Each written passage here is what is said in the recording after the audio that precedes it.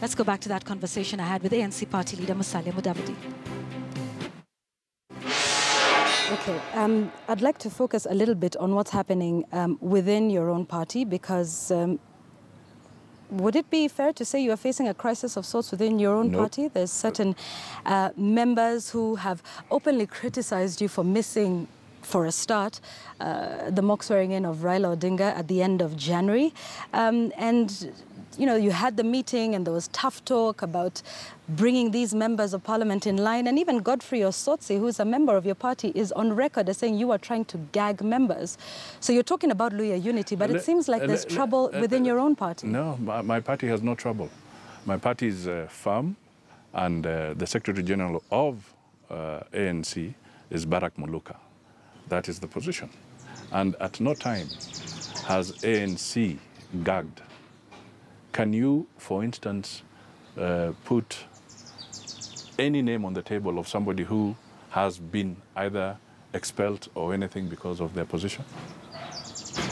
Is there anybody? Was that mooted at the meeting that you had? No, it was not mooted. It was not mooted. It was hype. You know, there are some people who sometimes want to hide from certain things, and they give a certain impression. There are issues that are genuine in terms of the management of the party, which relate to accountability, even in the management of resources. And these are the issues that are being queried. It's not about your stand. I've not even bothered to respond to any of those people as they utter what they utter in the context of whether they believe in what I do or not. They're allowed to speak. They're free birds. So even as they disagree with you, that is okay, and they're saying, you know, NASA should remain strong, and, you know, all the parties should continue to remain, and you must seek to work with ODM and Raila Odinga, considering present circumstances. What do you think? I must? Why you're using the word you must? Why are they saying I must? What does must mean? So do you agree with their views or not? Must means that they're trying to impose their view. So they're imposing their views on you? Yeah, it would be better to say it would be desirable to work with, but not to say Musalia must. Yeah. Your aide, Kibisu Kabatesi, said of the meeting that happened between Ford Kenya members of parliament and the deputy president of the country, William Ruto, and this was at a time when, like you say, you're considering a merger. He said that MPs need not seek favor with the executive, least of all the deputy president, for projects to take off in their areas, and he termed it as, quote, feigning subservience. This is interesting at a time when the two parties are considering to come together. What is your position on that meeting that was had between Ford Kenya members and the deputy president? First of all, it was purely personal. I talked to the Ford Kenya leader, and he said at no point was it a Ford Kenya policy. Neither is it an ANC party position. So the MPs who paid that courtesy call did so on their own volition. But the stronger message is this: our systems have changed dramatically. All right? We are not in a one-party state. We have devolution, which has now been entrenched for 5 years. We are running into the second term of devolution. We have some of those members of parliament sitting on the various committees, including the budget committee and the finance committee and so forth. So if you go and see the deputy president or you go and see the president, he is not going to individually allocate resources to you. There's a process. And our budgetary system, as it changed, is a process that gives the MPs a lot more latitude. Do you think that's what they went to do?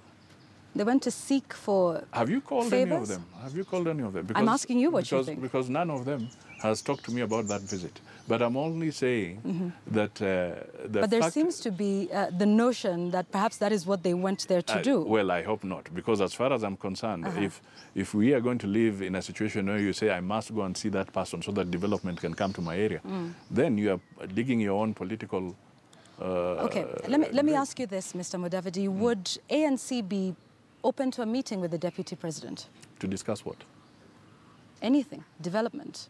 Dialogue. The national dialogue that you are talking about. Let the framework of national dialogue be put in place. Once that is there, we must not run away from the fact that ANC, as a political party, is a competitor for power in this country through a democratic process.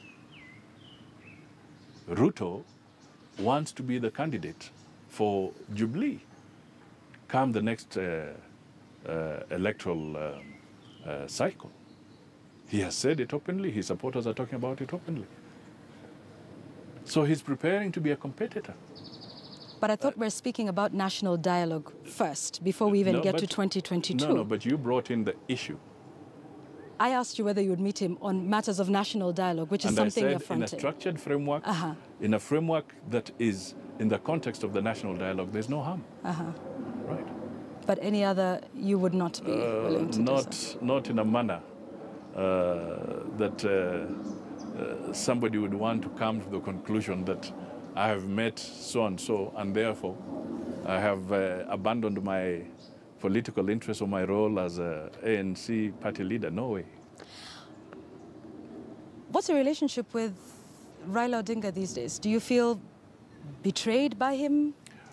We talk, we converse. Do you regret working with him last year in 2017? I've supported Raila, not just once, twice. I supported him in 2007, and I also supported him in 2017. The only time I contested separately was in 2013. Yeah. So what do you think about him now? Do you think he's on the right path? I mean, you've worked with him twice. He's a man you have known. You were his deputy prime minister. Look, let me put it simply, yeah, but plainly. I respect Raila Odinga, okay? He's a serious and senior politician in this country.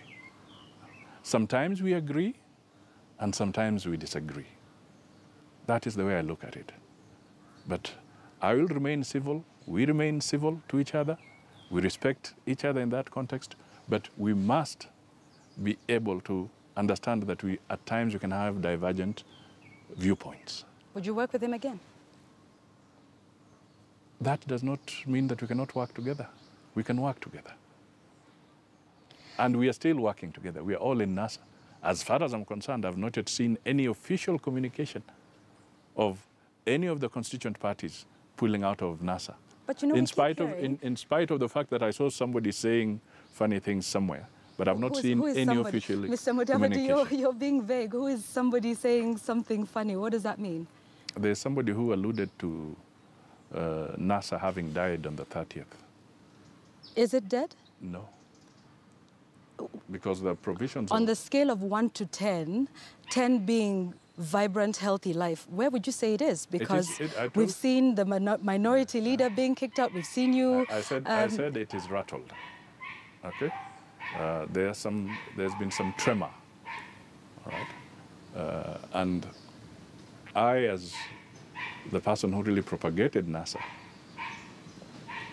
I would not want to see it die. Okay? What would have to happen for it to come back to life or be together again? I think we just have to talk candidly to each other on issues, start having consultations, not for purposes of publicity, but for purposes of addressing the issues, purposes of ensuring that the original objectives of NASA, which are contained in our coalition document, are those that we shall focus on.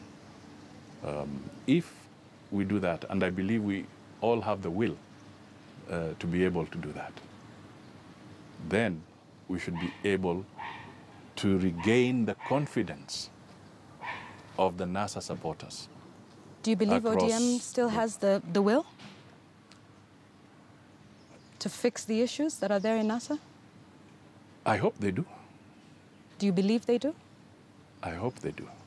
When you talk to some, you can see commitment.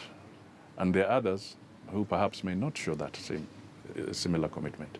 And perhaps it may hold for the other constituent parties too. All right? Finally, I mean, there's a lot that's been happening in the country over the last few weeks. You know, sort of a state of the nation. I'd like to get your feeling about what's been happening.